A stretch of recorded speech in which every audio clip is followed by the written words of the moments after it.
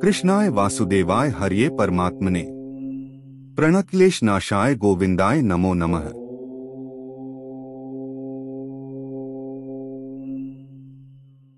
ভগবদ্গীতা অধ্যায় ১ শ্লোক ৪ ও তার বিস্তারিত ব্যাখ্যা।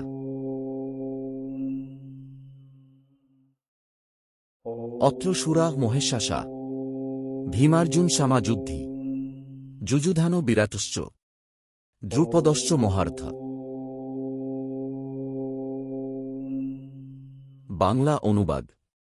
এই পাণ্ডবদের সেনাবাহিনীতে রয়েছেন বহু বীর যোদ্ধা, যারা যুদ্ধে ভীম ও অর্জুনের মতোই মহাবীর এবং মহাবানধারী। তাঁদের মধ্যে রয়েছেন যুযুধান, সাত্ত্বকী, বিরাট ও মহার্থী দ্রুপদ। ব্যাখ্যা। এই শ্লোকে দুর্যোধন পাণ্ডব পক্ষের শক্তিশালী ও অভিজ্ঞ যোদ্ধাদের উল্লেখ করে দ্রোণাচার্যকে স্বচন করছেন। শব্দ ও ব্যাখ্যা।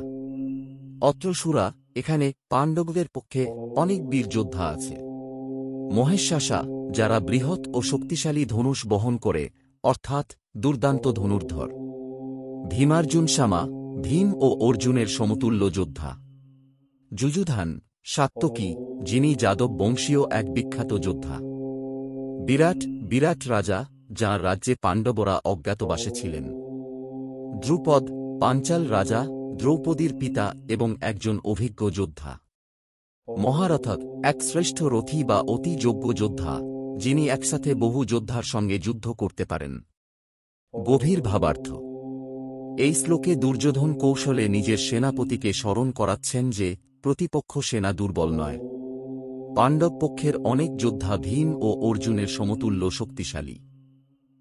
এই কথাগুলো একদিকে যেমন সতর্কবার্তা, তেমনি মানসিক চাপ তৈরি করার জন্য বলা, যাতে দ্রোণাচার্য সম্পূর্ণ মনোযোগ ও নিষ্ঠার সঙ্গে যুদ্ধ পরিচালনা করেন।